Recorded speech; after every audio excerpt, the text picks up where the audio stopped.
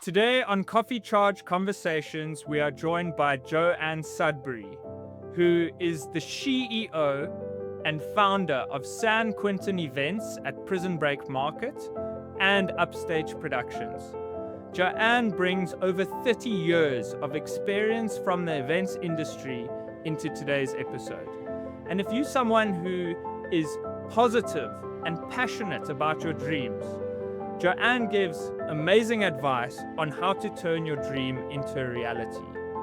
Having said this, today was one of the most difficult conversations we've recorded on the podcast so far.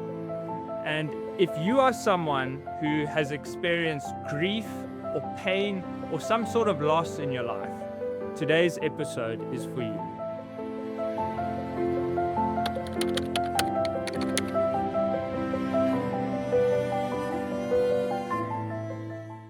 Welcome to Coffee Charge Conversations. Today we are at the wonderful venue Alcatraz at Prison Break Market. And we're joined by a really cool guest. Jo-Anne, welcome to Coffee Charge Conversations. Thank you, Michael. Great to be here. So I'm going to dive straight into it today. What gets you up in the morning? I love what I do. And it's something that's so important for everybody, to just have purpose and enjoy what they get up for and what drives them. And what drove you or inspired you to start Upstage Productions? Okay, so I'm going to admit that I am ADD, if you want to call me that. I can't concentrate on anything for long, and I could never do a normal 8-to-5 job. So I didn't do very well at school. In fact, I got like 42% average on lower grade for most of my subjects. So I grew up with my dad telling me it's a good thing you're pretty, because maybe you can marry a rich man, because with your brains you're not going to get anywhere. So I decided to prove him wrong, decided to marry for love and make my own money. And my first job, when I finished matric, I barely scraped through matric. Like literally, I got 41% average for matric, didn't get a matric exemption or be able to get into varsity. So I went and I did a secretarial diploma at Kelly Green Oaks in those days, where they taught me literally how to type, how to be that receptionist, friendly kind of person. And my first job was in the entertainment industry. So I got a job with a company called Seraph Entertainment. We brought in all the big bands into South Africa for concerts and shows, like big concerts as today. And I just loved that. So my job as a receptionist, we used to get the technical riders from bands. So be it, I've worked with a lot. Whitney Houston, Bon Jovi, Aha, Sting, you can name them. But when I was younger, my job with that tech rider was to see what the bands wanted. They wanted indoor, outdoor stadiums, what size sound they wanted, how many lights they wanted, what size stage, what they wanted backstage, be it mineral water or a bottle of whiskey. And I used to help coordinate and bring all of that together, and I absolutely loved it. Anyway, Seraph Entertainment closed down, and I went to work at Sun City for a bit in the Super Bowl. And then when I came back, I loved the industry. I also saw that there was a gap where there wasn't a lot of technical companies in South Africa, and I decided to take a chance and open my own technical company. I went to my dad at that time, and I asked him if he could lend me 250,000 Rand, which I've had Upstage 30 years now. So 31 years ago was a lot of money. It's like asking him now for a few million. And he wrote me a check in those days, and he said to me, "Good luck, my girl." He said, "I don't care if it takes you 10 years to pay me back, but off you go." So I bought my own equipment to start, had a client base which followed me and trusted me, because I always believe that if you deliver on your promises, you build relationships with clients, they follow, they become loyal to you. It doesn't matter what big company name you work under, it's the relationship that you have with people, and it's delivering on your promises. So I bought equipment, paid my dad back the 250,000 in 3 months. I then went to him and I said to him, "I need 1 million Rand now, because I need more lights and I need bigger sound and things like that." He told me to go to a real bank. So I went to Absa in those days, and I financed another 1 million Rand, and that's how Upstage started. And then we grew from there with building equipment up. All of my staff and technicians, I've got about 52 permanent staff. And over the years, we have got 20 million Rands of equipment sitting in a warehouse at any one time. During COVID hit our industry hard. So Upstage couldn't do events. We weren't able to do shows. We weren't able to gather for great events and conferences, and the industry literally shut down. So, and it hit us for the longest, for 2 years. So during that 2 years, I happened to fall across open land here at Prison Break with the developer who was going to build a market. I had time on my hands and I said to him, I've got a few ideas, I've got time and I can help you. Evolved into helping with Prison Break, the building, the conceptualizing of it, finding some of the tenants and doing the different sheds. And then with the bottom shed building, I kept that as an events venue, and the smaller one that we're in today, because this is my passion, eventing people, making the magic happen. That's what drives me every day. Every day is something different. If I'm doing a medical conference today to a fun 80s party or whatever it may be, there's always something different. So for my ADD personality that can't concentrate and keep excited on anything for long, I need that excitement of something different and new. And how did you, so you obviously very passionate yourself and you were driven. How do you build a team that shares that same vision or dream that you have? So, do you know, I've never ever employed anyone on a CV. I don't even look at CVs, not interested in that. I go on people's energy. If somebody's got that happy smile, that persona, that way about them, those are the people I want. You need to understand as well in my industry where it makes it slightly different is they can go and do a sound engineering course or a videography course, whatever it may be, just for the basic background. But the equipment changes every 6 months to a year, so technology is changing and increasing all the time. And it's not something that they learn properly in what I do. So we do live shows and stagings. When they are doing a sound engineering course, for example, it would probably be sound engineering for studio mixing and studio sound. So I need to retrain anyway. So when I employ people and I get my team together, I base it on my gut. I base it on their energy, their personalities. They smile because they are representing Upstage. I cannot go on every show anymore. We do 16 events a day from my head office. That's before all of our hotels that we contracted to that have my technicians running those. And that's before my venues as well. So it's very busy all the time. So I rely on my team to represent Upstage, put that out there. And I teach them what they need to know. But I can't teach them life skills like being great with people, sorting out problems. That they've just got to know. Almost needs to come naturally. And they love what they do as well. So the passion of our industry, I think, follows through. And our industry is not for everybody, let me tell you. People come to interviews, they see all the fancy pictures on our walls of all the shows, the concerts, the idols, the Miss South Africa, whatever we've done over the years. And they think, oh, wow, we want to do this. And I've had young kids that come through and 3 months later, they say to me, Jo, I haven't seen my girlfriend. I haven't seen my dog. I can't work where I'm leaving home at 4 a.m. and coming back at 1 a.m. the next day. This isn't for me. And then I've got most of my staff have been with me for the 30 years of Upstage. So even during COVID, I couldn't pay salaries. We didn't for 2 years. We never had an income. And my staff, I called them all in at one stage and I said, guys, I can't even pay you a retrenchment package because you've been with me so long. I don't have the kind of money to do that fair 1 week, for every year that they worked. Because some of them are literally, by then they were with me 27, 28 years. So I offered them all 50,000 Rand. I said, I can give you each 50,000 Rand as a thank you and a goodbye. But that's all I can afford. Not one of my staff took me up on it. Not one. They all said to me, Jo, we love you. We love the industry. We stand together. We fall together.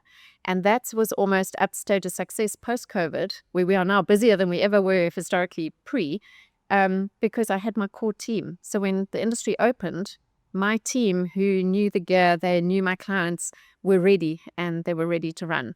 Whereas a lot of my competitors had lost their team. We lost a lot of people in our industry, sound engineers, AV techs, etc., to Dubai, to other countries where they'd opened up sooner. But I had my core guys and they just ran with it. So yeah, my boys are all my staff, but it's predominantly men because they're obviously technicians. They are my children. They are my family. Love them to bits. What was it like working? You mentioned a lot of them are men. What was it like working in a male-dominated industry? So when I opened Upstage, some of my competitors said to me, stay in the kitchen where you belong. You're a woman. It's been hard. It's had a lot of sacrifices as well. It is long hours. I've had 3 hernia operations because of lifting flight cases, building stages, carrying speakers, whatever it may be. So it was tough. But if you're passionate about what you do, then it comes across. And I'm going to tell you a story where I tried to fit in to being a man. I dressed butch. So Upstage wear golf shirts with the Upstage logo and jeans and caterpillar boots. So in the first few years of opening Upstage, that was my uniform. I used to wear jeans, golf shirt, caterpillar boots. So I was at Joe Big Zoo once doing an event for Aramis aftershave for men. So my client happened to be gay, and he was doing sound checks on the microphone just before we started. So I'd been carrying speakers, doing the setup, and he does a sound check. And while he's doing check 1, 2 on the microphone with people listening, he says, "Isn't it funny how we choose careers that suit our personalities? Like, I'm gay and I do male fragrances. And Jo-Anne over there is a butch lesbian and she's a sound engineer." And I sat there and I looked, and everyone looked at me, and I said to him, "I'm not lesbian. And I didn't think I was butch." And he looks and he goes, "Dressed like that."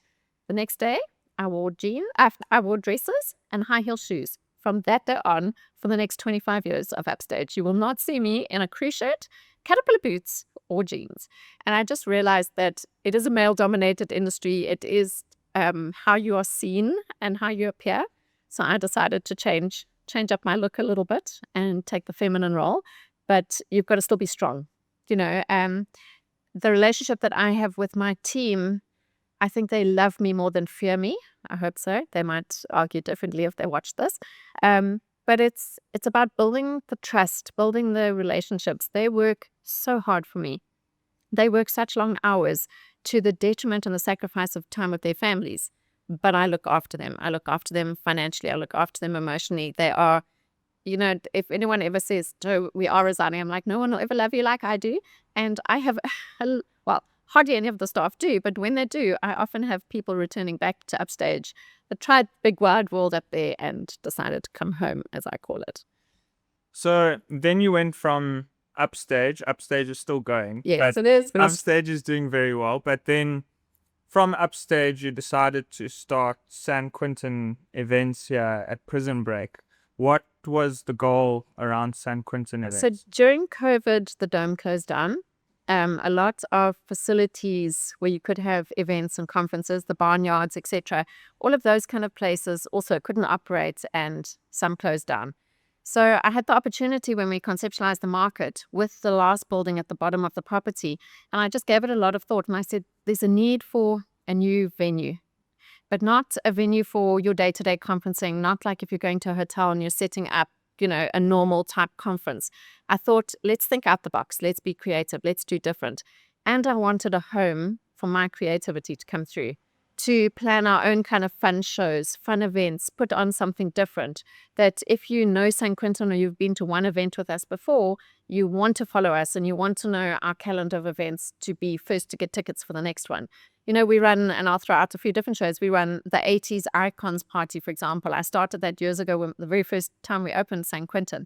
That is a sellout every year. We open ticket sales, and within 2-3 days, it's sold out. Because people are desperate for entertainment. They're desperate to come out. We wrote a show called Jailhouse Rock, which obviously, given the name Prison Break, given the name San Quentin of my venue, and the reason I named San Quentin that is because San Quentin is the only famous jail in the world where they allowed artists in to entertain the prisoners. So I think it was Johnny Cash, Rod Stewart, and Elton John went in there and did concerts in the prison, which is unheard of. It's never happened since. So when we were naming this, and it was Prison Break Market, and I thought, okay, this is our events venue where we're going to entertain you, we could call it San Quentin. So hence the tie-in. And then this venue was then called Alcatraz, just to tie in with the prison names. But with opening the venue, it's about doing different. It's about having fun. San Quentin is a beautiful empty shell. It's this raw brickwork, the arch of the architecture design, and it's about thinking out the box and changing it totally differently all the time. So we've done car launches in there. We've done Savannah product launches. We've done amazing things that have come through over the last 3-4 years. We have entertained literally thousands of people, and come Mother's Day, Father's Day, whatever it may be, we do fun little events that we tie in to the venue, just to give people somewhere different to go and something unique and different. But it's that once off, be it once off a year or just once off forever. It's not the same old. So we're not a nightclub, we're not a barnyard, we're not whatever it may be. It's something different, and that then falls into my creativity and my boredom, where I need to think of something new and fresh and fun to do so that I can go off on that for a bit and then change to something else. Step into Prison Break Market, a dynamic, creative haven in the heart of Johannesburg.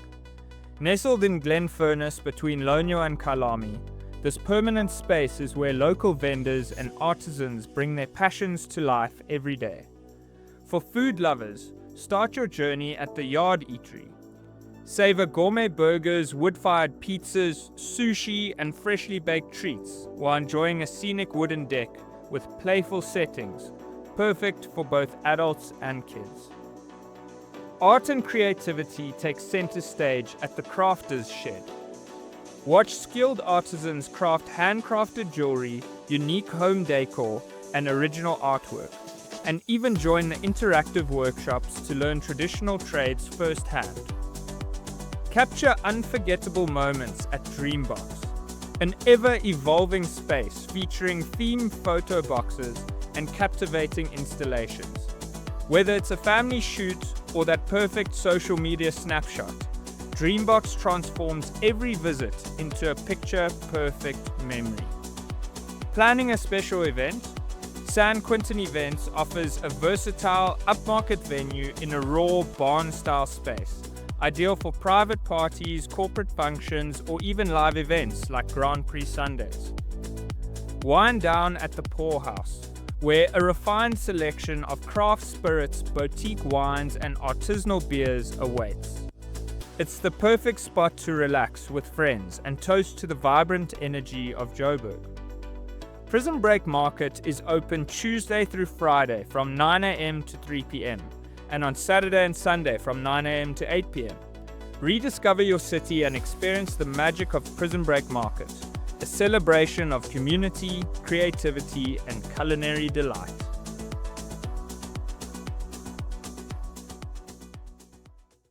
But I think that's important. I mean, I've got very limited business experience, but I did too. I've never done a business degree, but it's called life experience. I did a business degree and it didn't really teach me the experience that I need to know. Yeah.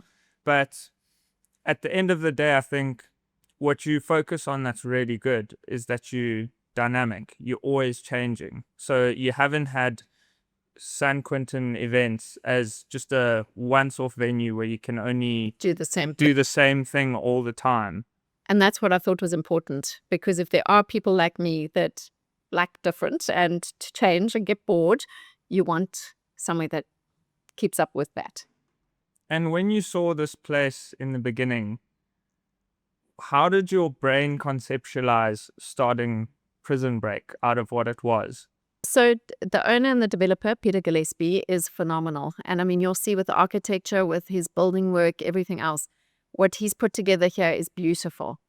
Peter likes to say that he's a bricks and mortar kind of guy, and he walks around wearing shorts. He's always got dirty hands and fingernails kind of thing, and he's good at what he does. I then came in, we used to joke saying the yin and yang, of the market and things like that. I came in with the energy, with the excitement, with the friendly engaging with people and telling a story before we'd built. So we drew the plans. He had this vision of everything, but it's then filling the inside of the buildings that are built, whether it's here, whether it's in a shopping mall, whether it's a venue, whatever it may be, you've got to fill it inside with that energy and that excitement. And that was where I stepped in and helped with that. So we conceptualized, different sheds for those people who've been to Prison Break. We've got 7 different sheds, all offering completely different things.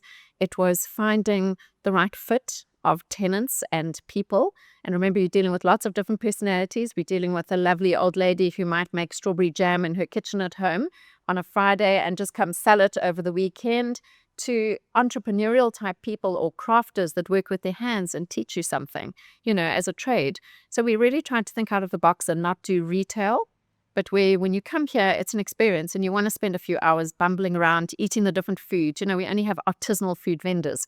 We don't want franchise kind of groups. We want you to come and have an Argentinian steak roll, for example, that you don't get everywhere, and just have something different. It's very Cape Town. You don't get this in Joburg. And that was Peter and my thing. When we sat down, we said Joburg needs a good market. Cape Town's got a lot of beautiful markets, and Joburg needed a good market that was undercover. There used to be there still is the Fourways Market when it was at Monty, and now it's moved out to Invaluable or something, I think. But that's outdoors. So come rain, sunshine, whatever it may be, you're outdoors. So here we decided to house everybody, so that when the public come through, you can choose a different building to be in if it's too belting hot outside or if it's bucketing with rain. And you can just bumble around between the beautiful buildings. And our architecture of our buildings is beautiful. So we copied the architecture of old sheds in Europe, the old train stations. So if you look at the archwork, it's where the trains used to come through, is where the higher arches, and then there's the platforms. So in Europe, they've now closed off the train tracks and they've built markets inside. So that was the theory behind how we designed this one and how beautiful, our buildings look.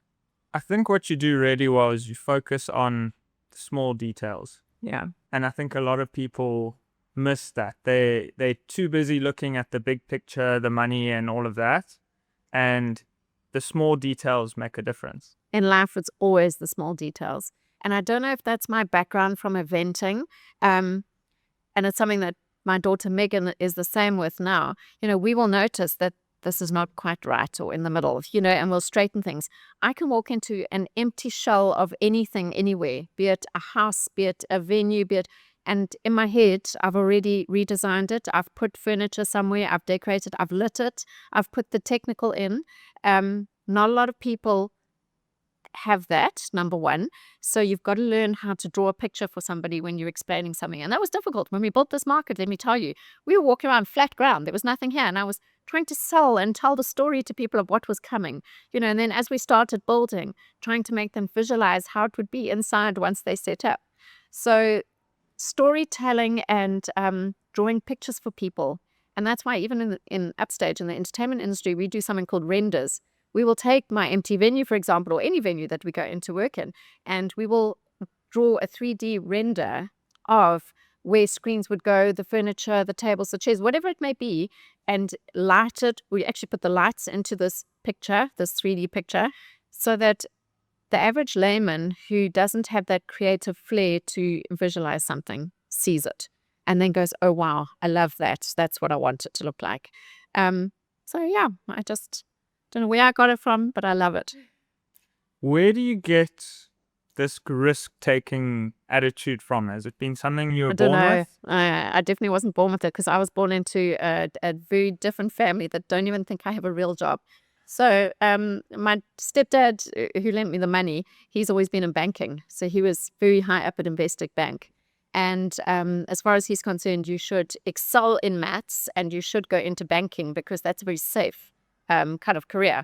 Hence, my two brothers went into banking, and they were, I think my one's at RMB now and the other one's at Investec. So they've got real jobs. My dad thinks that I just have fun every day, which I do, but it comes with a lot of stress and some challenges along the way as well.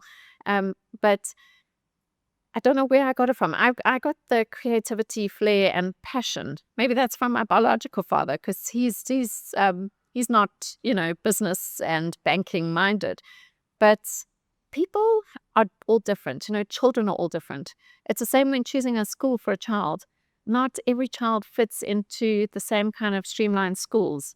And it's so important to find what suits their personality. And much like I say to my staff every day, you've got to wake up and love coming to work. I don't want you to wake up and just come because you need that salary at the end of the day. You've got to enjoy it, because you spend more time with me than you do at home with your families. And I say to my kids as well, make sure you're happy at school. And we try to choose the right school, because you're going to spend more time at school than you are at home in your school career. So find what brings you joy. Do you have any advice for someone who's passionate, they've got some sort of dream or idea, but they're a little bit hesitant to put it into action? I say go for it. So when you said risks, I've never written down on a piece of paper the risks involved in anything. I don't know. And I just run with things. And if it doesn't work, it doesn't work. And we move on to something else. And if it does, then I'm like, yay, and we make it grow. You never know if something's going to work until you try it. You have to take a chance in anything. It's the same with a relationship. You don't know if you're going to really love that person unless you ask them on that date and you try it. In business, you don't know if it's going to succeed. But hopefully, if it's something you're passionate about, if you've got some backbone behind you, you can take those risks. And with the risks as well, you must always try and have 3 months of your expenses behind you before you go to do something else. And let me tell you, Upstage, yes, I do live a very good life. I have made a lot of money. I have successful businesses. But there was a time when I didn't. At COVID, obviously, I mean, Upstage went 1.6 million into overdraft during COVID. I was up to here in debt and stressing. But prior to that, maybe 4 or 5 years into opening Upstage, Kurt and I were so flat broke. We went and we rented a horse's stable out in Midrand where we stayed in. We didn't have a fridge or freezer. I used to have a cooler box that we used to buy ice on the way home from work to keep our milk cold. And I am admitting this on air, Mom and Dad. I used to steal meat out of my parents' freezer on a Sunday when they were playing golf because we had no food. And I was too embarrassed to tell them that I was poor and felt like I was failing. So I've been there. I know those hard times, and it's been through mistakes that we've made, or that there wasn't business at the time, or different challenges that get thrown your way. Like, are you BE? Have you been around for X amount of years that companies want? Are you VAT registered? When you're starting out any new entrepreneurial kind of thing, you do have all of those little things that you haven't quite thought through that somebody may slap you with, and going back to people believe in you as a person, so they'll trust you and what you're bringing. But sometimes when it comes to the onboard vending, with a bigger company, they might want things that you aren't quite there yet with opening your company. So I was there as well, but you've just got to keep pushing through. I was lucky that I had a dad that had financial backing to help me. So a lot of people don't have that today. It's also not easy to get loans from banks as a startup. But if you've got a great idea and you're passionate about it, I do believe it's always worth the risk. Talking about hard times. Oh, there we go. I don't know if I'm ready for this part, but so your son Carl was a really good friend of mine. We actually met in grade 8. So I don't think I've actually told you this, but he was the first friend that I made outside of my normal circle when I came to Crawford. And we had like an introductory camp before we started our first day. And Carl was the first person that I actually met outside of my friends that I had. And he said, "Do you mind if I take the top bunk?" And I was like, "Yeah, sure." Like, made a friend on day one. So I was feeling pretty good. And Carl just had like this natural way of making friends and making other people feel like so warm and welcome. I remember that first day so clearly. He spoke to absolutely everyone on that camp. He was the loudest, naughtiest guy there. And doesn't surprise me. And that's how that's how you and I obviously know each other. And when I was in grade 10, Carl passed away due to a scooter accident, which was very, very hard. And that was 2014. Yeah. How did you cope with that while you had all these businesses and things on the side? So let's start with him being that naughty, outgoing, vivacious rat bag that he was. I think I've always brought my kids up to be confident. So I wasn't growing up. I grew up in Zimbabwe, and I had quite a protected, sheltered life where I was quite shy. Even when we came to live here, at school, I don't think I was known very well at school. I wasn't the top of anything. I just kept to myself. I wasn't particularly clever, which also impacted my confidence. And then I got into this industry where I then found my joy, and that came through. So with my kids, I've always brought them up to be warm, friendly, confident, follow their dreams, be passionate about what they do, whether it's riding bikes or, my industry, whatever it is. So with Kyle, one of my hardest, I'm going to cry when I tell you the story, lessons. He was in grade 9. He was 9 years old. I had to always Crawford, the little one.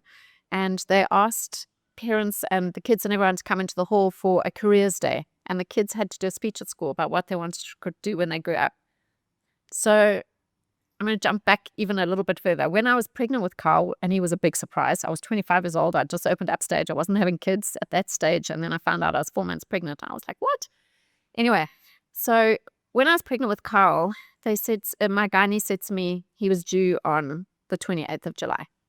And I said to her, that doesn't really suit me. Can you take him out on the 21st of July? Because I've got Sting coming to do a concert and we need to obviously work.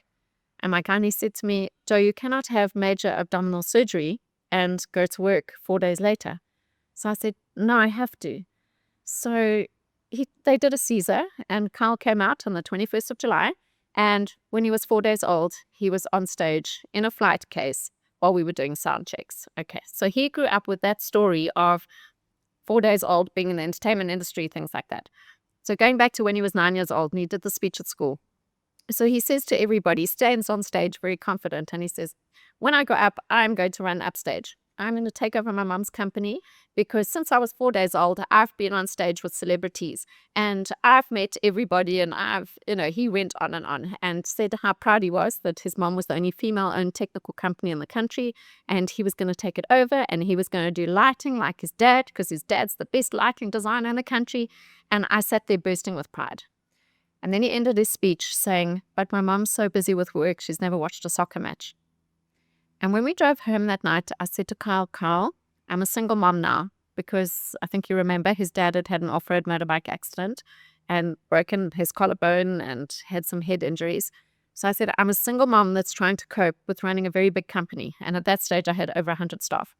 I said, you go to a private school. You and your sister go to private schools. We go overseas on holidays twice a year. We've got 2 ladies at home that look after you. You've got an au pair. I tried to justify my busy work and life as to why I never took the time to go watch him play soccer. And he understood.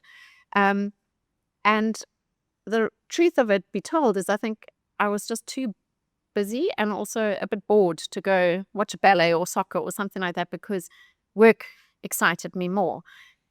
The day that the paramedics told me Kyle had been in an accident and I was sitting with him at the hospital and they told me he had an hour left to live, all I wanted to do was watch a soccer match. So post losing Kyle, I had big regrets that I didn't have balance in my life. And that is a big lesson to anybody who is an entrepreneur or any parent actually that has a very stressful job, is our kids grow up too fast. Heaven help it happens like it did to me where you lose a child. You can't turn it back. So finding balance and spending the right amount of time with your kids and with your career is very difficult. Coping after losing Carl, I threw myself into work even more to try and numb the pain, but it catches up with you eventually. So I have really good, strong days, and then I have days like you just set me off now. But you have to carry on, And I saw all of you kids as well. I mean, he had a huge impact on so many of you. But I think a very positive one. Definitely. Because he was gregarious. He wanted everybody to follow their passions. And I think that came around as well. I mean, you guys were naughty little shits. I remember it very clearly. And all the things that you all used to get up to. But that's half the fun of life, and that's what makes memories in life. So it's something that you never stop. I also think he just never took life too seriously. I don't think I ever have. Yeah, I see where he gets it from, that's for sure. But I remember grade 9. I mean, I was quite a shy kid. I still can be sometimes. I'm naturally introverted, but Kyle really helped me to get out of my comfort bubble.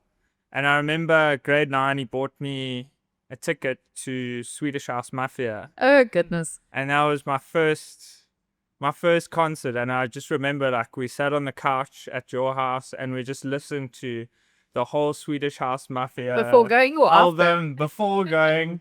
And he just said like how he would love to be like a DJ or get involved in production and events. And He definitely would have. Do you know that kid? And I mean, it's been 10 years now. He was making 5,000 Rand a night DJing for like schools and where did he go? Before Lock, Stock and Beer, what was it called? Beer House. Who? Beer House. No, the one just down from it. He eventually got banned from Stones. He used to DJ there, him and Felix. Then they got banned from it. But it was all about just loving life and following your passion, because that's what he did, and making a go of it. You've got to try somewhere. So I got mascara everywhere now. Sorry, Jo. It's okay. It's all good. And I mean, I know it can't be something easy to deal with. But what advice would you have to a parent going through the loss of a child? So, do you know, I mean, you will know, obviously at his memorial, we had over 1,000 people that didn't even fit in that school hall. And at my house, for the first 2-3 weeks, there were hundreds of people always there, like coming in, going out, all of you kids. I got my strength from you guys all being around, and I think you guys got a lot of strength from me as well, and telling stories of our rat bag. But one lady in particular walked into my house that I didn't know. And she walked in and she said to me, "I'm from Compassionate Friends." And I was like, "What is that?" And she said, "It's a group that's for parents that have lost children." So I said, "Okay." So she said she had lost her son years before. Michael, I promise you, nobody else in my whole house, I didn't hear or see a single other person. I kind of blocked them out. I just wanted to focus on her because I thought she is the only person that's lost a child that actually knows my pain. And I remember my exact words to her was, "Will I ever smile again?" And she said to me, "You will." And I mean, you know me now, I do, and I find the good and the naughty in every day. But it's about how you show up every day. You know, I've got another friend who also lost a child. She cries spill years later, nearly every day. There's days she's curled up in a ball on the floor. That's how she's chosen to handle it. I didn't want to be that. I didn't want to be a burden to people that's carrying my hurt and my trauma, where people feel awkward to come and say hello to you or to bring up Carl's name. You want life goes on. That's the hard thing, you know. It's taught me so much. It's challenged me so much, but it's also helped drive me and see different elements as well. You know, I go to Taylor, and when Megs was still at school, I now go to their swimming galas and things like that, because that's the lesson I took out of losing Carl. I try to look for the good in every day, because your day can change like this and your life can change like this. So it's living life to the fullest. It's finding those special little things that bring you joy and trying to get them as much into your daily life that you can.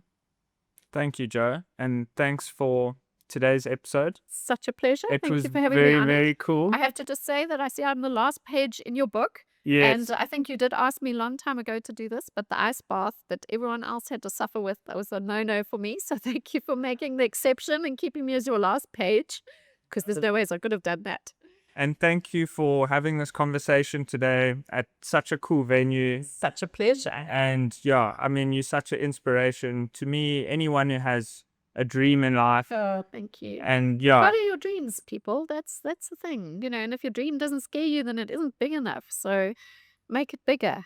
But you've got to do what you love. And I think all you guys here today, loving what you do, and you know, it's important. So, and I hope you do well with all of this, and that it's a success for you. Thank you, Jo. And for anyone who wants to connect with you, where can they go? They can find me at Upstage. It's probably the easiest. So phone our Upstage offices. If you go onto our website, all our details are on there. This venue that we're filming in now, Alcatraz, is our newest little venue. It's beautiful. It's a little upstairs, downstairs. Like the upstairs is a beautiful sky bar. Downstairs is an open plan kind of area. Perfect for parties and little private gatherings. So I'd love to see you coming through. Come to some of our events. You know, we've got a great few coming up for this year. So yeah. Cool. But thank you for the opportunity. Thank you, Jo. Pleasure. And for anyone listening, if you haven't hit the subscribe button, please do so. It really helps the show more than you know. And that's a wrap.